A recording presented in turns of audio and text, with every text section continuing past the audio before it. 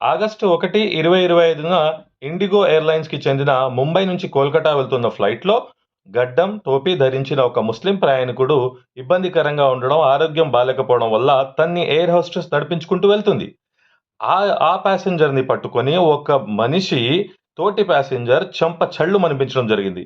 పాపం ఆ ముస్లిం యువకుడు ఏడ్చుకుంటూ వెళ్ళిపోవడం, అతన్ని ఫ్లైట్ నుంచి దింపాలని, ఆరోగ్యం బాలేదని ఆ స్టాఫ్ మాట్లాడుకోవటం, చెంప మీద కొట్టిన అతన్ని ఎయిర్ హోస్టెస్ ఐసా మత్ కరో ఇట్లా చేయమాకండి అని చెప్పడం, వెనక ఉన్న ప్రయాణికుడు వీడియో తీసి అసలతన్ని కొట్టే అధికారం నీకు లేదు, నువ్వెందుకు కొట్టావు అని కూడా ప్రశ్నించడం జరిగింది.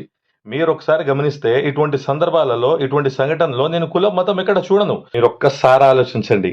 ఆ గడ్డం, టోపీ ధరించిన ముస్లిం యువకుడు ఇదే వ్యక్తి ఎవరైతే చెంపదెబ్బ కొట్టాడో అతడి సీట్లో ఒకవేళ కొట్టినవాడు ముస్లిం అయి ఉంటే, దెబ్బతిన్నవాడు ఇంకేదైనా మతస్థుడైతే ఈ పాటికి ముస్లిం సమాజాన్ని హింసావాదులంటూ, కరుడుగట్టిన వారంటూ ఏదేదో చెప్తూ పూర్తి సమాజాన్ని వెలివేసి లేదా పూర్తి సమాజాన్ని అసలు ఫ్లైట్లలోనే తిరగనీయకూడదు అని చెప్పేవారు.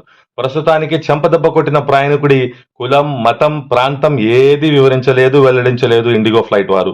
అతడిని అరెస్ట్ చేసి పోలీసులకు ఇచ్చాం, తదుపరి విచారణ జరుగుతుందని మాత్రమే చెప్పారు.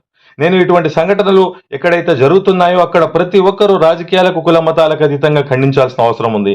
మన రాజ్యాంగ విలువలు, మన చట్టాలు అన్నీ ఇలాగ గాలికి ఫుట్బాల్ లాగా తన్నేసి ఏదైతే హిందూ, ముస్లిం, సిక్, ఇసాయి భాయి భాయి నినాదం ఉందో, ఏదైతే మన లౌకికవాదానికి, ప్రజాస్వామ్యవాదానికి మనం పెట్టిన పేరో, ఇటువంటి సంఘటనలు మనం లైట్ గా తీసుకుంటే ఈ ఒక్కడితోనే ఆగవు.